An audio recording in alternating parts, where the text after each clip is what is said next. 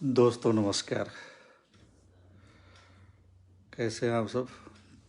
आज फिर थोड़ा विलम्ब हो गया लाइव होने में। कुछ ऐसे काम आ गए थे जिनकी वजह से थोड़ी देरी हो गई। तो आज बातें करते हैं संस्कृति, संस्कार और अन्य इन सब चीज़ों को मिला के।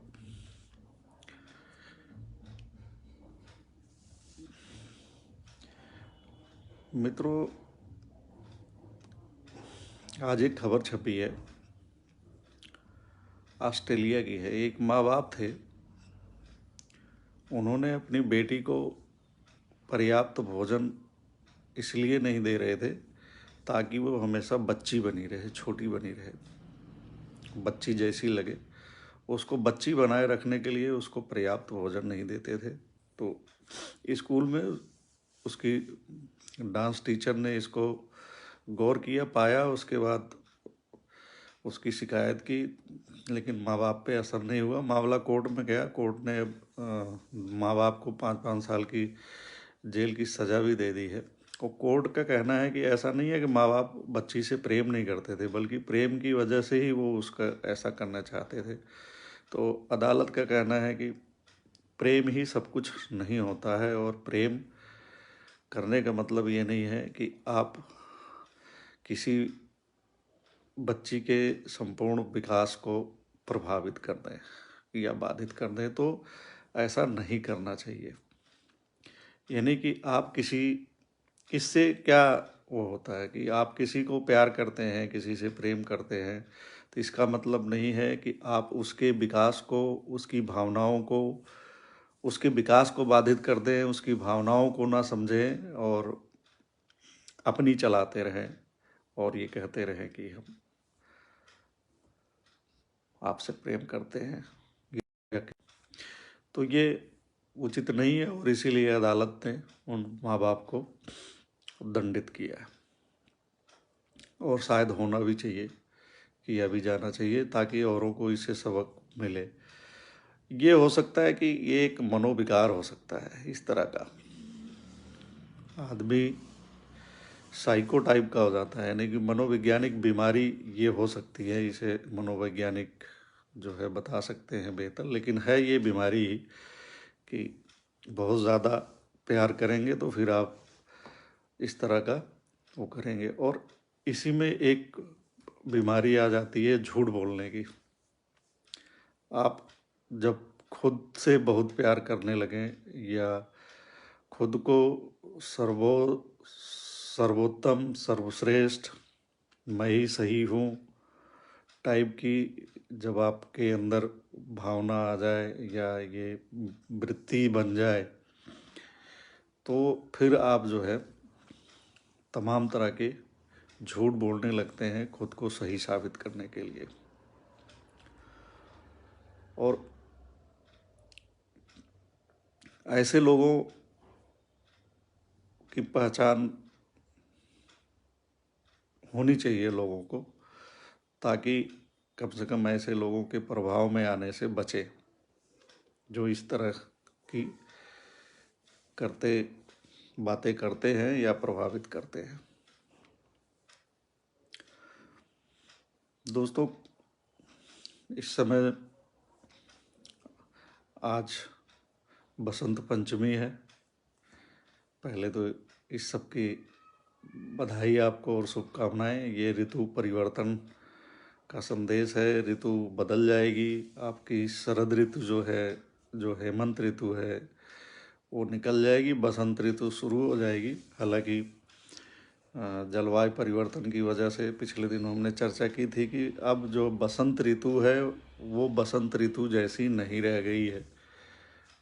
जैसे कि आज से बसंत है और पर्याप्त गर्मी है, बाहर धूप तेज है और ऐसा लगता है कि फागुन जैसा मौसम चल रहा है। तो इसको मौसम वैज्ञानिकों ने भी अपने शोध में पाया है कि बसंत ऋतु बहुत कम हो गई है। पहले 2-3 महीने की होती थी, अब नहीं है। लेकिन बसंत एक खुशनुमा मौसम होता है। प्रकृति जो है बदलती है, प्रकृति में परिवर्तन आता है, एक उल्लास दिखता है, एक उम्मीद, खुशी दिखती है प्रकृति में जब वो इस चीज़ों को बदलती है।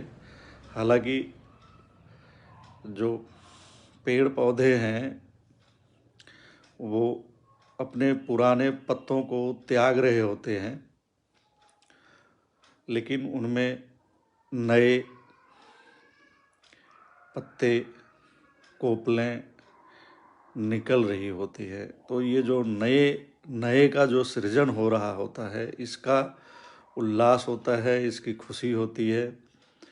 बाकी पत्ते जो पुराने हो गए हैं, जो अनुपयोगी हो गए हैं, पेड़ पौधे उन पत्तों को त्याग रहे होते हैं।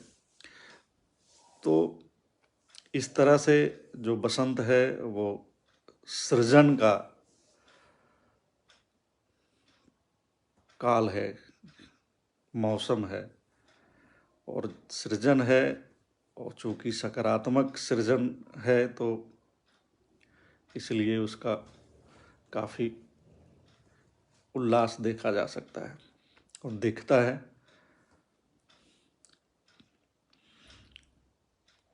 इस समय आम के पेड़ में बौर आएंगे और निकलेंगे, काफ़ी अच्छा लगेगा। सरसों की फसल फूलों से लबदक होगी। हालांकि जो इससे पहले बुआई हुई होगी वो सरसों की फसल जो है उनमें फल आ गए होंगे, लेकिन जो थोड़ा पिछड़ी होगी उसमें फूल देखे जा सकते हैं। और कई पेड़ पौधों में फूल आएंगे, नए पत्ते आएंगे। तो इस तरह से ये काफ़ी आनंददायक मौसम है। और चूँकि इस मौसम में ना ठंड ज़्यादा होगी ना गर्मी ज़्यादा होगी, तो जो जीव जंतु हैं, प्राणी हैं, मनुष्य हैं, वो भी एक अच्छा आनंद महसूस करते हैं। इसके बाद होली आएगी और होली का आनंद होगा। फिलहाल प्रयागराज में महाकुंभ का चल रहा है। बसंत पंचमी पे आज खास लोग जो है वहाँ नहाने के लिए गए हैं।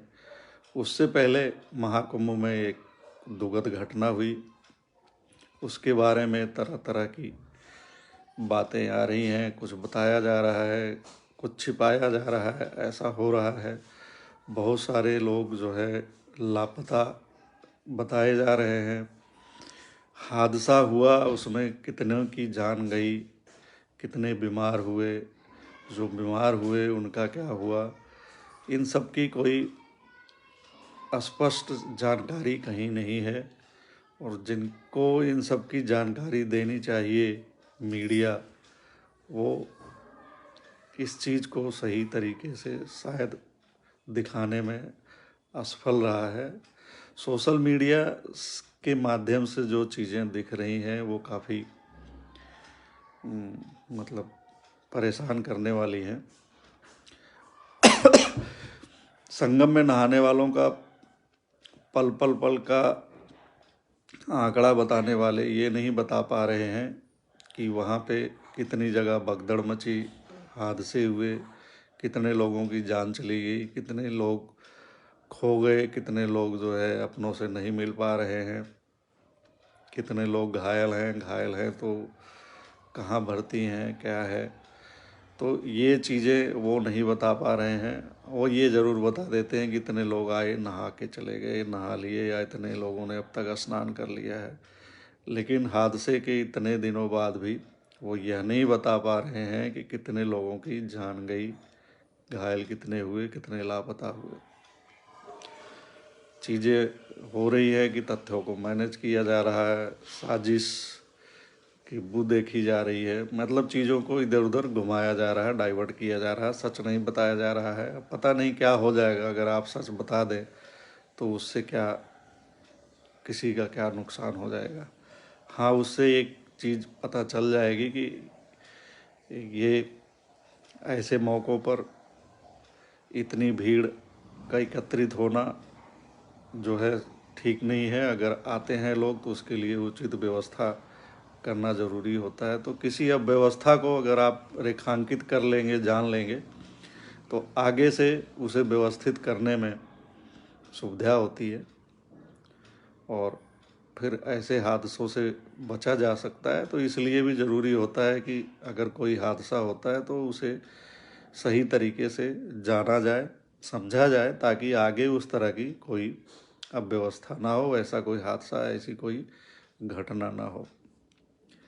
अब सोशल मीडिया पे दिखाया जा रहा है कि झूसी में जिस जगह हादसा हुआ, जिस दुकान में जो है बहुत सारे लोग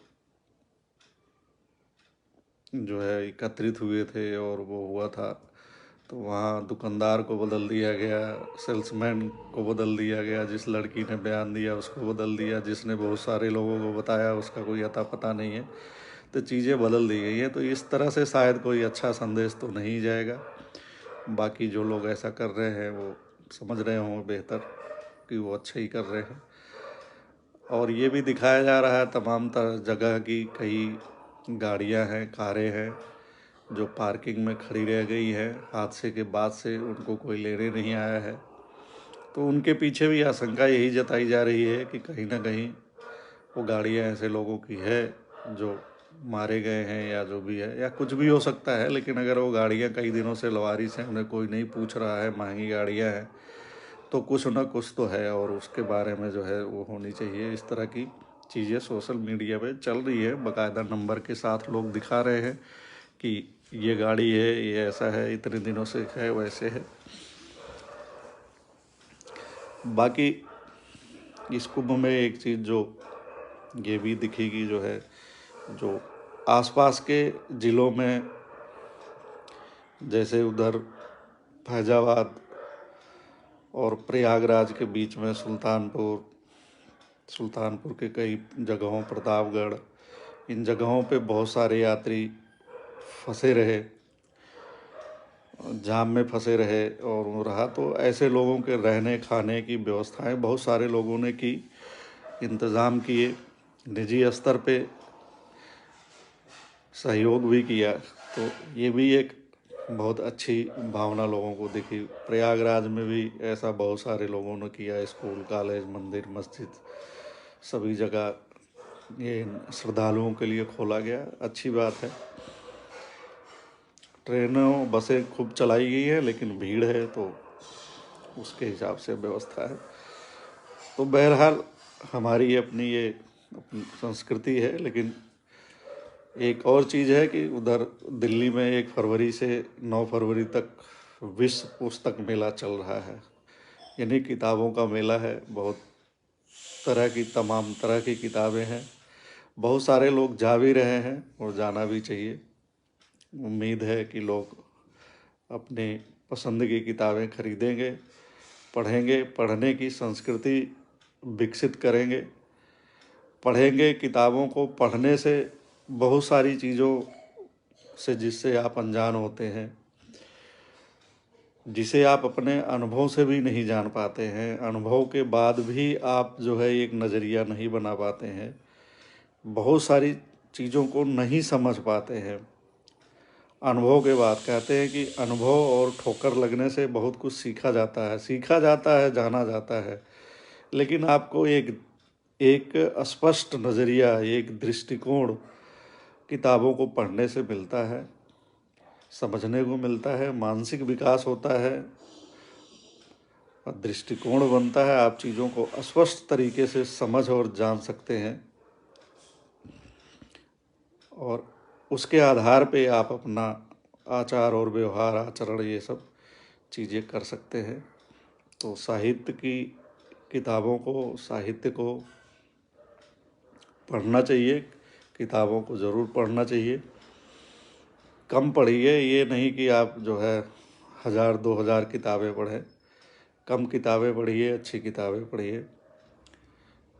तो न केवल आप अपना नज़रिया विकसित कर पाएंगे, अपनी संवेदना को विकसित कर पाएंगे, मानव सभ्यता को जान पाएंगे, उसके आचरण और व्यवहार को जान पाएंगे, इतिहास को जान पाएंगे, झूठ और सच को परखने का नज़रिया विकसित कर पाएंगे। तो इन सब चीज़ों के लिए किताबों को पढ़ना बहुत ज़रूरी होता है। पढ़िए, विश्व पुस्तक मेला लगा हुआ है, जा सकते हैं तो जाइए। आपका मित्र या कोई यार या कोई रिश्तेदार जा रहा है तो उसके माध्यम से कुछ किताबें आप मंगवा सकते हैं, पढ़ सकते हैं। ऑनलाइन किताबें मिलती हैं, प्रकाशकों से भी किताबें मिलती हैं, लेकिन सरकार ने जो किताबें भेजने का शुल्क है जिसमें रियायत मिलती है उसे महंगा कर दिया है। तो इस वजह से ये जो डाक खर्च है ये थोड़ा सा बढ़ गया है। तो इस चीज़ से बचने के लिए आप जो है अपने साल भर का कोटा जो है, जो आप पढ़ना चाहते हैं, उसके हिसाब से किताबें विश्व पुस्तक मेले से खरीद सकते हैं। तो उसे समय निकाल के आप पढ़ेंगे, आपको अच्छा लगेगा, बढ़िया लगेगा। तो विश्व पुस्तक मेले जाइए, हर साल लगता है, तो साल भर की खरीदारी कर सकते हैं। इसके अलावा आप जो बड़े शहर हैं वहाँ पे समय समय पर पुस्तक मेले लगते हैं, वहाँ से भी किताबें खरीद सकते हैं। तो कहने का मतलब ये है कि मानव के लिए जितना ज़रूरी है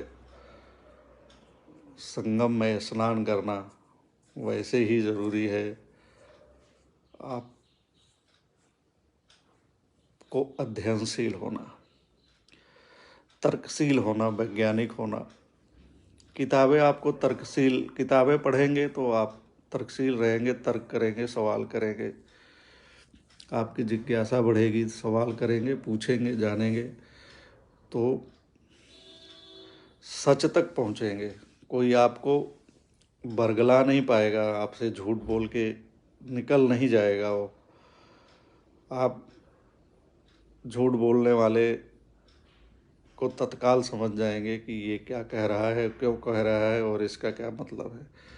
तो आपको कोई अपने झूठ के जाल में फंसा नहीं पाएगा।